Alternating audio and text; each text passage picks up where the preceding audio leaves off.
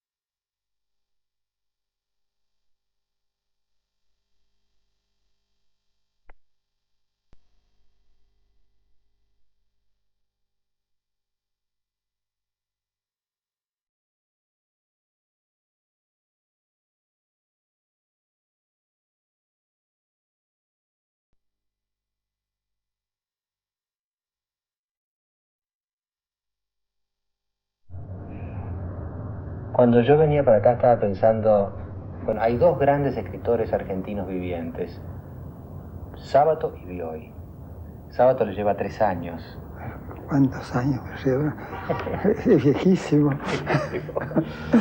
¿Qué piensa de Sábato?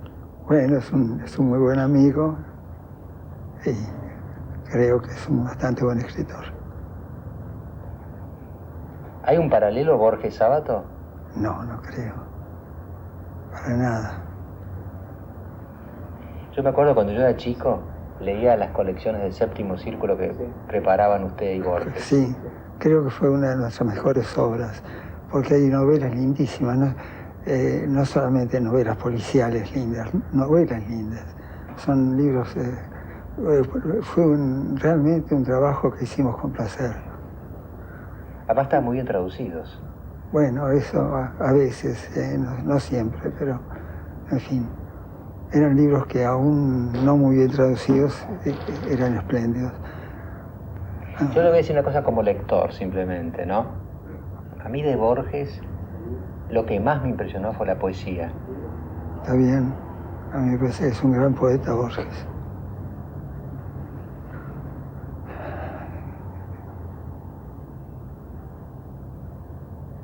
y un gran escritor y una persona extraordinaria. Yo creo que he sido muy afortunado de ser amigo de Borges durante toda la vida. Desde 1932 que lo conocí hasta que se murió. Usted, por ejemplo, si uno toma estas vidas, ¿no? Bioy, Borges, Sábato, son géneros aproximadamente similares, pero no exactamente iguales. No, no es verdad. Por ejemplo, usted poesía... Yo no he hecho poesía, o si la he hecho secretamente. Claro, como algo privado. Como algo privado. Y sin embargo he sentido, cuando escribía poesía, que era cuando escribía más intensamente literariamente. Escribir literariamente es escribir poesía. Heidegger decía que es el lenguaje primordial, el primer lenguaje. Está bien. En todo caso, es un lenguaje intenso. Sábato además tiene una posición política. ¿Usted tuvo posiciones políticas en la vida? Muy pocas, ¿eh? He sido desdichado por situaciones políticas, pero no he tomado partido públicamente. Cuando alguna vez me he arrepentido de no haber apoyado algo con el tiempo, me parece que tuve que felicitarme por no haber apoyado eso. Hubiera sido una imprudencia. Sí, probablemente. Entonces usted se considera que su vida ha sido realmente lo de un escritor, es decir, su vocación dominante ha sido esa. Yo creo que sí. Desde los 12 años, digamos, cuando leí el primer capítulo del Quijote, el Quijote dejaba a su aldea natal, a sus amigos, a su familia, para irse a la aventura, yo sentí una cierta ansiedad y decidí escribir para despertar una ansiedad semejante en mis lectores. ¿Cómo sienten los lectores cuando escriben? No sé, están escondidos secretamente, pero escribo para ellos. Ahora, el mundo de la literatura, ¿usted lo vivió como una especie de refugio, como un monasterio, como un convento para alejarse del resto del mundo? No, mi literatura convive con el mundo muy felizmente. ¿Cómo ve la Argentina de hoy? Como la veo, como la de siempre. No sé decir qué grandes diferencias hay. Me parece que hemos retomado las esperanzas.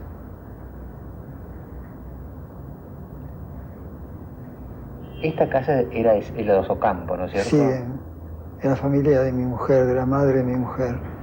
Hizo un piso para cada hija. Uno para Silvina, otra para Victoria. Sí, otro para Angélica y otro para Rosa. Y otra para Pancha, Francisca. Que toda la casa. Toda la casa.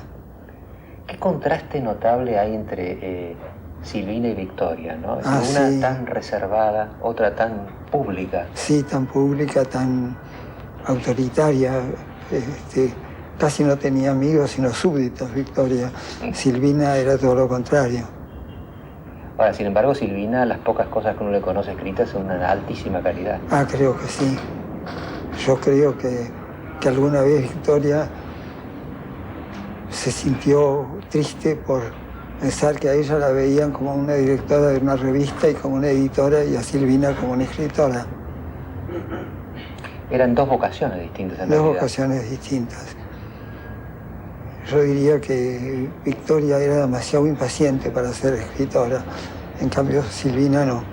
Yo me acuerdo una cosa que dijo Borges una vez, a mí me afecta también, porque él decía que mientras los periodistas tienen hora de cierre y tienen que entregar, el escritor no. No, claro, eso es verdad.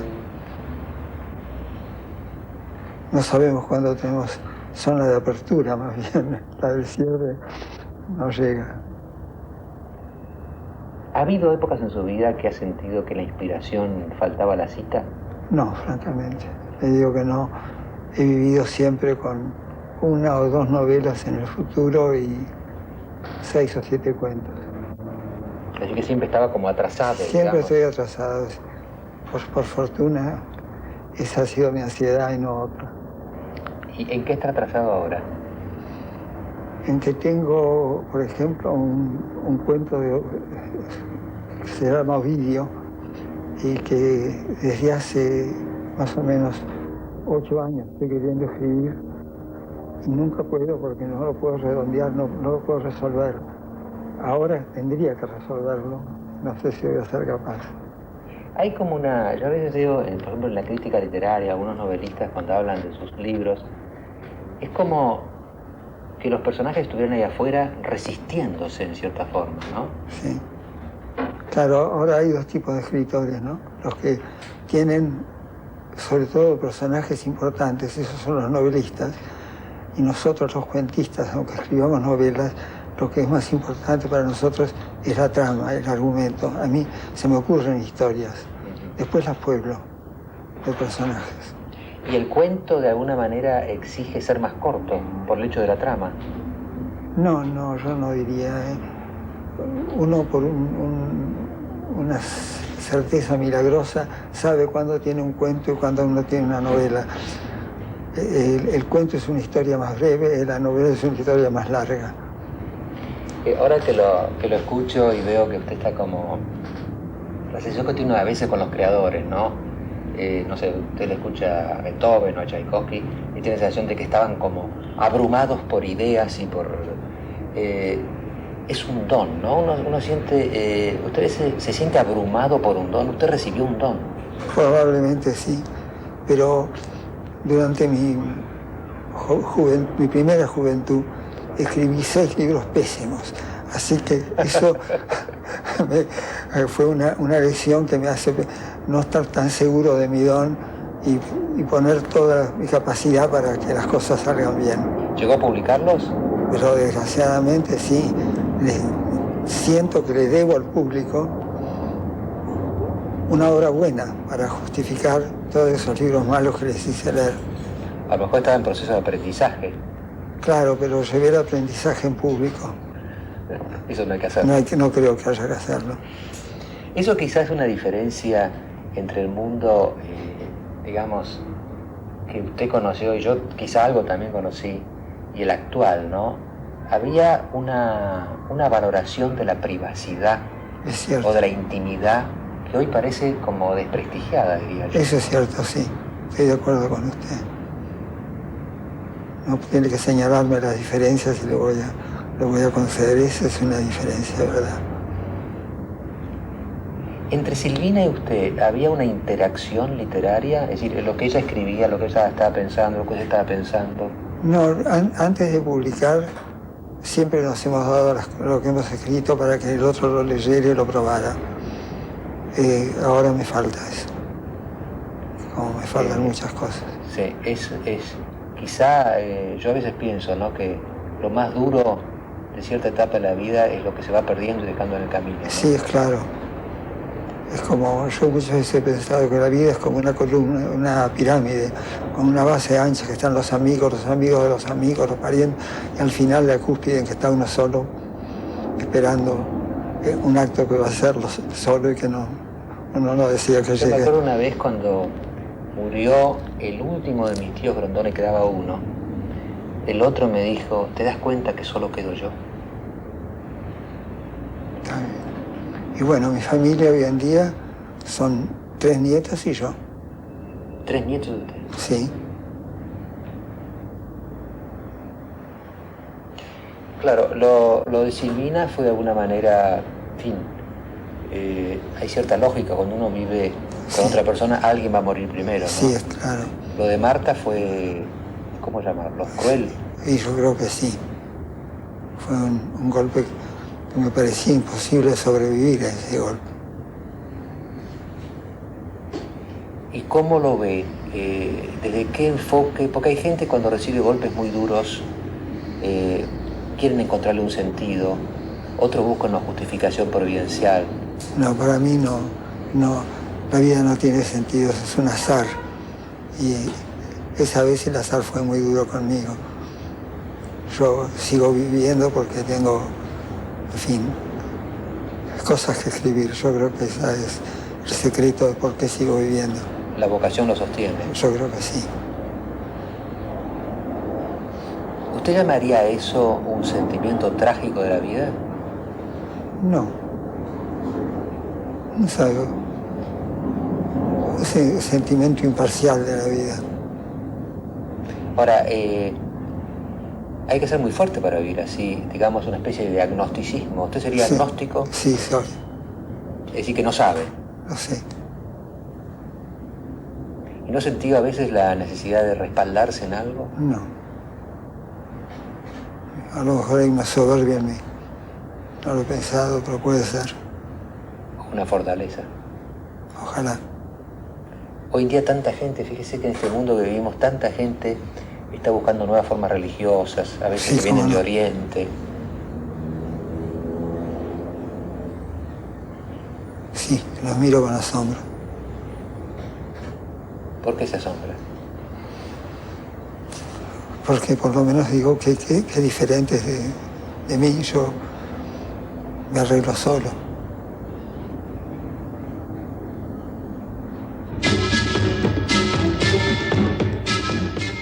Solo en la punta de la pirámide de la vida. Ya volvemos. Preguntado, habla largamente y enseguida. Hay como una especie de terror al silencio en nuestra cultura, ¿no? Y uno más bien tiene que cortarlos. En cambio acá yo preguntaba y se hacía un silencio. Y yo no sabía si iba a decir más hasta que me empecé a dar cuenta que Bioy, cuando habla, también escribe. Es decir, elaboraba lo que iba a decir y lo sacaba en limpio. Cuando yo le pregunto, por ejemplo, un sentimiento trágico de la vida, yo diría imparcial. Y está lleno de este tipo de pepitas de oro, el reportaje, que son enseñanzas, aunque él no las quiera dar. Nos quedan ahora otros 10 minutos de diálogo con Bioy, donde quizá está la parte más dura. El final del otro también tuvo una parte muy dura. En esa punta de la pirámide, el que se arregla solo en su actitud frente a la vida y a los 80 años, habiéndole pasado cosas como perder su mujer y su hija única en muy pocos meses de distancia una de la otra. La mesa está tomando sus notas y nos va a ayudar a entender después. 10 minutos más de Bioy Casares. Estaba hojeando el último libro de Bioy, Memorias. Y fíjense ustedes, primero está esta tapa a caballo, un gateado. Gateado. Un gateado. Y esta otra tapa, esta otra foto interior, el casco de la estancia de Rincón Viejo, donde pasó su niñez, su juventud, sí, su madurez, sí, todo. Bueno, trabajé, estuve 6 años trabajando en el campo ahí. Y yo pensaba lo que usted decía en este momento, por ejemplo, esa especie de estoicismo. Lo veo como el estoicismo de aguantarse un poco la mala suerte, ¿no? Así es. De la vida. ¿Sabe de qué me acordaba? Me acordaba cuando Mallea, en la historia de Pasión Argentina, habla del sentimiento criollo de la vida, ¿no? Así, la exaltación severa de la vida. Está bien. Y lo veía como un criollo usted, porque... Bueno, ojalá. ¿Se siente criollo? Bueno, me creo, inevitablemente creo, sí. ¿Sabe que yo he visto, por ejemplo, en los programas de televisión que hacemos, a veces viene gente muy humilde, que pasa terribles tragedias, como por ejemplo el caso Carrasco, el padre, y tienen esa actitud criolla de, ¿cómo lo puedo decir?, de sobriedad frente al dolor, ¿no? De que como que da vergüenza estar expresándolo demasiado, sí, es cierto, ¿no? Claro, se abarata. Se abarata. ¿Qué hay esa relación con lo criollo, con los gateados, con el campo, en usted? Bueno, es una cosa tan natural, no sé, que no la veo objetivamente. Me he creado en esa vida, me ha ido formando. Y después, como ya le digo, pasé 6 años trabajando en el campo. Era un pésimo administrador de campo, pero me gustaba el campo y me gustaba la vida que hacía. Aristóteles decía que un verdadero caballero debe saber tocar la flauta, pero mal. Está bien, yo esa flauta la tocaba muy mal. ¿Y ese espíritu sigue vivo en la Argentina de hoy? Yo creo que sí. Yo creo que hay una cantidad de gente que se va al campo a trabajar y que en ese sentido son muy parecidos a mí. Pero al mismo tiempo usted se asombra un poco de todas estas nuevas corrientes. Sí, pero están en Buenos Aires, no están allá. Usted hace 200 kilómetros, 300 kilómetros hacia afuera y no encuentra esas nuevas corrientes. Pues quizás los campos de cría, como las flores, más todavía. Claro, naturalmente, es un campo pobre de cría. ¿Usted tiene preferencias sobre lo que escribió? No, nada, me gusta mucho. Me leo ahí y bueno, me tolero, me pruebo poco, pero no. Cuando usted entrega sus originales, ¿Es por obligación porque le dicen tal día o usted seguiría corrigiéndolos infinitamente? No sé si seguiría corrigiéndolos infinitamente, pero creo que necesitarían corrección infinita.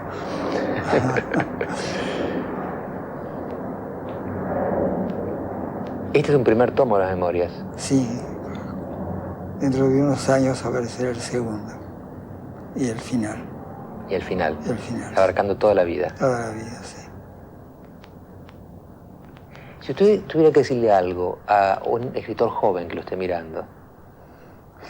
Le daría unos consejos tan obvios que da vergüenza. Le diría que lea mucho, que escriba, que no se apure para publicar. Nada más que eso.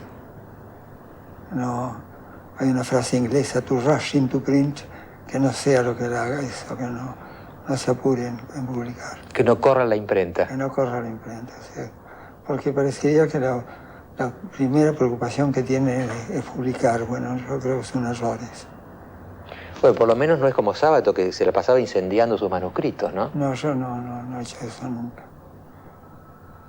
Tampoco los he desaprobado a tal punto como para quemarlos. He pensado que, en fin, pienso que todo es corregible, porque casi todo.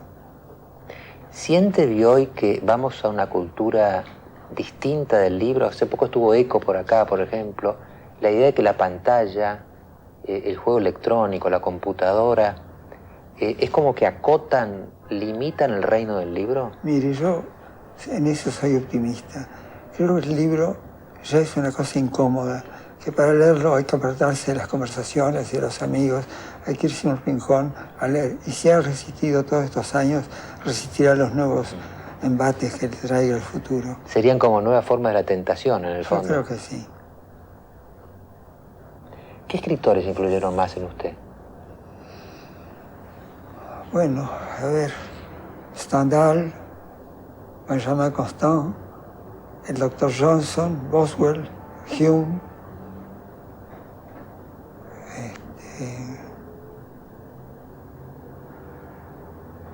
escritores argentinos y escritores españoles. Y hoy, a medida que uno va llegando a cierta altura de vida, como está usted hoy en Sí. día, Quisiera que la vida siga mucho. Eso es lo que quiere, ¿no? Eso es lo que quiere. Nietzsche decía, esto es la vida, bueno, venga otra vez. Ahí está. Yo lo diría lo mismo y si fuera la misma vez sería mejor que fuera larga. ¿Usted la vio con la sensación de que es como una única oportunidad? Sí, desde luego. Pero con la sensación de que tenía futuro. Ahora creo que esa sensación es un poco indebida, pero sigo teniéndola. En cierta manera está de ida, no de vuelta. Es cierto. Y el sentimiento que se tiene al final, es decir, un sentimiento de gratitud, un sentimiento de dolor, de tristeza, de amargura, de alegría. No, yo diría que en definitiva es un sentimiento de esplendor de la vida. Que a veces uno no ha sido digno de ella, pero en general ha hecho lo posible por ser. ¿Siempre tuvo un ánimo optimista? Creo que sí, que tengo una inteligencia pesimista y un ánimo optimista. Sí, su ánimo lo salva de su inteligencia. Me salva de la inteligencia, probablemente. ¿Esa era la misma fórmula de Borges? Yo creo que tenía menos ánimo optimista que yo. Quizás había esperado más. Sí. Había dejado que los pensamientos lo amargaran, que lo convencieran de que todo era en vano. Ahora, ¿cómo se vive ese contraste, ¿no? Que en el fondo todos lo tenemos un poco, ¿no? El razonamiento frío lleva a, quizás, a un absurdo, ¿no? Es decir, está en Shakespeare, en todos lados hay pasajes que uno lee y, bueno, parece que la vida es como Sartre dijo, una chispa entre dos nadas, ¿no? Como algo totalmente absurdo. Y sin embargo, el ánimo está ahí. Está ahí, bueno, por suerte. Por suerte. Porque nos toca vivir. Es como la fuerza de la vida. Es como la fuerza de la vida, claro. Ahora, esto sería un poco ya las últimas preguntas. ¿No sintió usted alguna vez, no sé si llamarlo la tentación o la tendencia a encontrar justificaciones racionales, a encontrar explicaciones, a encontrar respuestas? No, yo tenía siempre la sensación que no la sabía, que no iba a encontrar nada por ese lado. Era como inútil. Como inútil. ¿Y su formación habrá sido cristiana, supongo? Sí. Como la de todos. Sí, claro. Primera comunión y todo eso. ¿Y ya de chico, qué le parecía todo eso? El día después de la primera comunión, o el día de la primera comunión, jugando a la pelota en el fondo de mi casa, mi amigo Drago Mitre me dijo: espero que no hayas creído todos los embustes de los curas. Y yo sentí que era una revelación eso, y acepté inmediatamente. ¿Le abrió los ojos? Sí, sí, desde entonces fui feliz porque en esos días de la primera comunión realmente estaba muy agobiado por los pecados, ¿no? ¿Era Enrique Dragomitre? Enrique Dragomitre. ¿Cómo queda esto como mensaje? Estoy pensando ahora en la persona que está mirando. ¿Qué mensaje le damos? ¿Qué mensaje? ¿O no hay que dar mensaje? Yo creo que no hay que dar mensaje, sobre todo en este momento que no tengo ninguno que darle. Pero uno que se ajuste el pantalón y que siga derecho. Que siga derecho. Que la vida circunstancialmente es generosa. Quiero decir, le da generosidades diarias así, y de ellas tenemos que vivir. Creo que Borges dijo una vez, cada día es una vida, ¿no? Es verdad.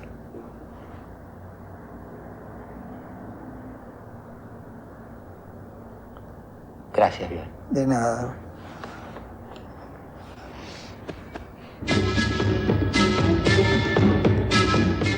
Acá tenemos un cura también en la mesa.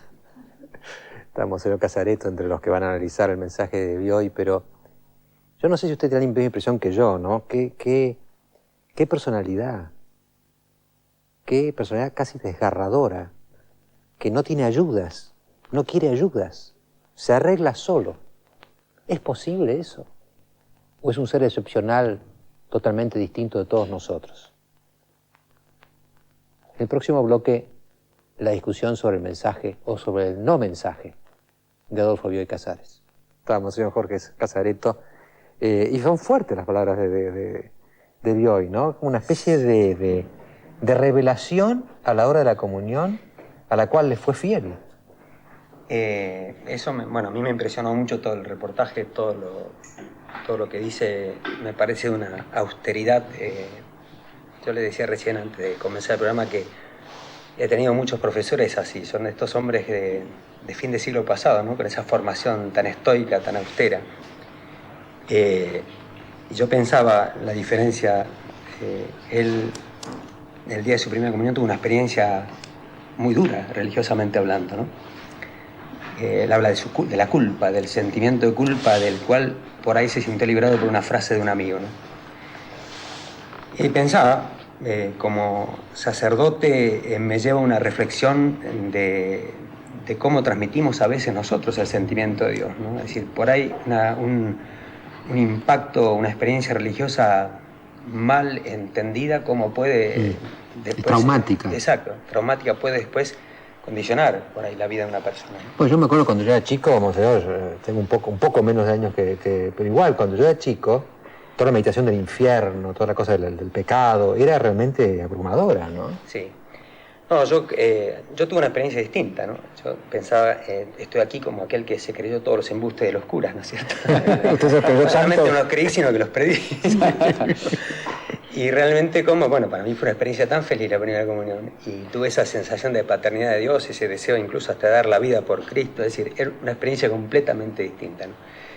Pero, bueno, como estoy acá justamente por la dimensión religiosa, y le agradezco que me llame para esto, porque de las cosas que a mí me interesa manifestar. Sí, no es fácil tenerme usted en televisión, no es fácil. No es fácil, sí. No, pero yo veo en esta gente, en estas personas como Bioy, del cual tengo realmente admiración, cómo hay lo que Juan Pablo II dice, las semillas del verbo, por ejemplo, en mensajes que no tienen una visión cristiana de la vida, ¿no?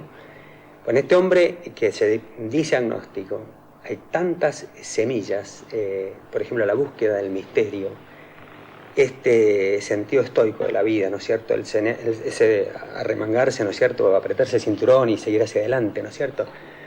La misma misión de escritor, ¿no? Él por ahí dice que la vida es un azar, que no espera nada de ella, pero por ahí también habla del esplendor de la vida, ¿no? Y un esplendor que él siente, ¿por qué? Porque se siente haciendo bien a los demás, es decir, se siente que tiene una misión que cumplir, que hay quienes van a ser beneficiados de lo que él está entregando. Eso en cristiano lo llamamos caridad, ¿no es cierto? El sentido del amor, el sentido de la entrega por los otros, ¿no? Todos esos elementos me parece que son como las semillas inconscientes de Dios que están en Bioy. Yo a una persona que se dice agnóstica no la quiero hacer pasar por creyente, ¿no es cierto? Pero si estuviera con él le diría, bueno, mire, usted puede predicar un agnosticismo, pero sin lugar a dudas hay muchas cosas que en usted y en su vida están manifestando una búsqueda de la trascendencia, ¿no? Fíjese que yo extraje un pedacito de otra vez que estuvo Sábato acá en el programa, porque en Sábato hay un sentimiento religioso como menos canalizado, no canalizado, pero fuerte. Fíjense lo que dice Sábato respecto del Evangelio, de Jesucristo, etc.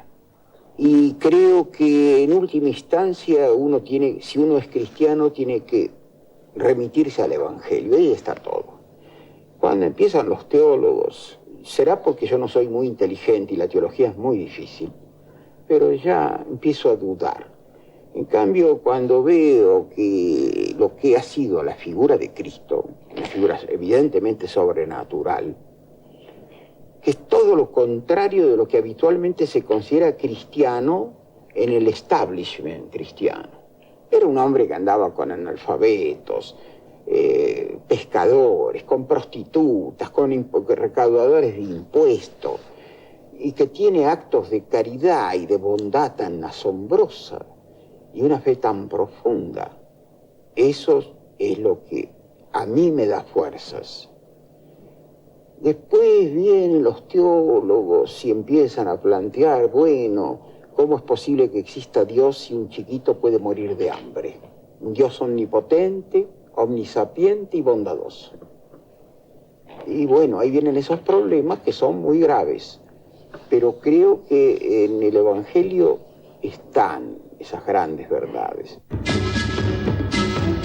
Quizá Marcos Aguinis puede jugar un poco en estos contrastes, ¿no? La actitud de un Bioy y de un Sábato frente al tema religioso. Ambas personas nos llegan profundamente. Son dos, diría yo, formas de expresar una pareja dignidad y honestidad. Tanto en el reportaje de Sábato como el de Bioy, eso nos penetra, una honestidad, y no tienen pelos en la lengua para decir lo que quieren expresar. De ahí que el reportaje de Bioy esté tan sembrado, como decía usted, de semillitas de oro, ¿no? o de perlas. Ahora yo rescataría de Bioy esa honestidad también literaria, que es lo que nos asombra y nos hace gustar de sus textos. En muchas ocasiones Bioy ha señalado que a él las ideas le vienen con gran facilidad, pero las escribe con mucha dificultad. En el reportaje dijo zonas de apertura de la escritura. Es decir, eso él la consigue fácilmente, se me ocurren historias, después las pueblo, pero le cuesta poblarlas. En una oportunidad él comentó que había avanzado una novela hasta la página 160 y la interrumpió y la abandonó porque no sabía cómo resolverla. Entonces, esta honestidad, esta franqueza y este compromiso con la literatura habla evidentemente de una dignidad que es la que admiramos en él. Por otra parte, a lo largo del reportaje, yo diría desde el final incluso hasta el último tramo, muerte incluida, existe un fluir de un humor liviano, tranquilo, ocurrente.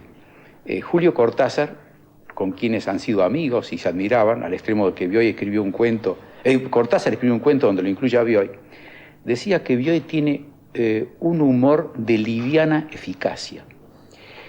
Y hablando de la muerte, recuerdo una frase de Bioy que decía algo así: qué agradable sería la vida si concluyera antes que la muerte. Es decir, son vueltas muy ocurrentes y finas. Sí, tal cual. ¿Compara Rodrigo Fezán? Sí, a mí me cuesta mucho hablar poco de Bioy, es un problema que tengo. No quisiera recalcar eso que dice al final de el no mensaje. Yo creo que la función social de un escritor es proveer historias a una sociedad. Eso él lo ha hecho con una brillantez absoluta. Por otra parte, es muy fácil tener deudas con Bioy, deudas placenteras siendo escritor. Yo, como lector, le agradezco esas tramas increíbles. Hablábamos hace un ratito con Cristina, que Bioy ha conseguido cosas impensadas para la literatura, como, por ejemplo, en Memoria de Paulina, escribir el único cuento que yo conozca donde se explica la naturaleza lógica de un fantasma, cosa que ni Henry James consiguió en su momento. Para mí, bueno, El sueño de los héroes es la mejor novela argentina en lo formal, como forma de novela. Y como escritor, yo lo que le agradezco es el ser el modelo de escritor feliz.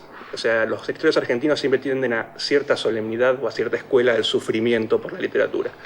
Yo cuando en mis años formativos como escritor de lector puro, siempre le agradecí a Bioy ese placer por la literatura que se desprende constantemente. Pero quizá había en la misma naturaleza de él, ¿no? Es decir, parece como que hay un pudor de no... Es decir, no es expresionista. No expresa sus sentimientos, se los guarda y se los aguanta en todo caso. Claro, ¿no? pero hay una especie de felicidad constante en su obra. O sea, Bioy es capaz de escribir obras maestras, pero también es capaz de decir frases como, y acá voy a ser textual, él dijo: si el agua se hubiera inventado después de la Coca-Cola tendría un éxito bárbaro. Otros escritores argentinos jamás se arriesgarían a ese tipo de pronunciamiento.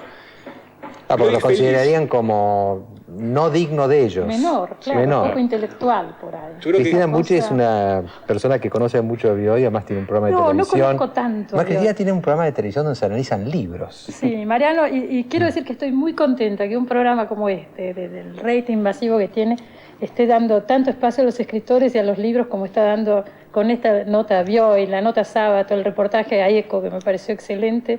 Bueno, yo vengo luchando hace muchos años por que tengan espacio en la televisión los libros, los escritores, nuestra clase intelectual. Bueno, lo quiero felicitar por esto porque realmente son notas que llegan a mucha gente. Redescubrir un poco y dar el lugar que merecen en la sociedad. Sábato, Bioy Casares me parece muy importante. No, y además le digo, hay mucha respuesta en el público. Pero estoy segura. Me comentaban que el programa con Humberto Eco tuvo 17 puntos, ¿es cierto? Así es. Humberto Eco. Claro. Entonces a veces se cree que a la gente hay que darle cosas fáciles. Claro. Hay una subestimación de la gente. Tal cual.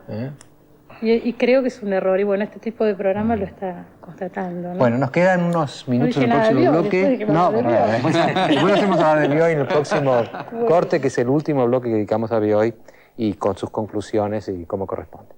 Del programa de pequeñas señales, y que tratemos de recogerlas acá todos los que estamos en la mesa. Yo les voy a invitar a todos ustedes a que traten de subrayar lo más importante, lo más significativo, y lo ofrezcan en forma condensada a nuestros... No sé quién quiere empezar. ¿Qué quiere?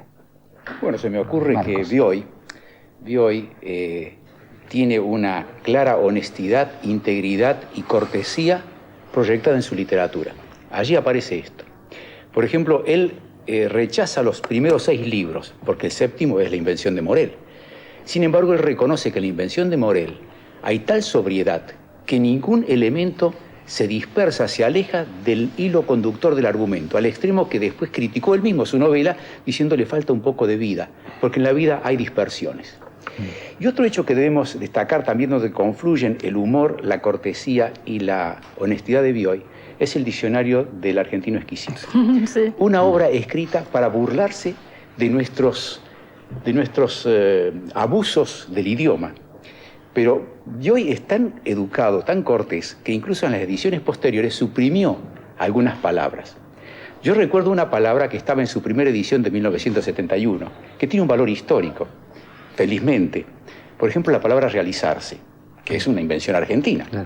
En el año 71 él incluye esa palabra y la explica como en un diccionario. Realizarse, 2 puntos. Un general que no llega a presidente no se realiza. Bueno, ¿quién quiere? Cristina, usted que se quedó... Me ocurría, claro, que me quedé sin hablar. Se me ocurría... Se fue en partidas usted. Me fui en partidas. Se me ocurría un poco un paralelo, porque tanto Bioy como Sábato son modelos éticos en la sociedad. Y se me ocurría que lo diferentes que son los dos, a qué modelo ético diferente responden. Sábato ha tomado un poco el modelo de la ética pública, de la ética social. Y Bioy es un modelo de ética, la llamaría individual.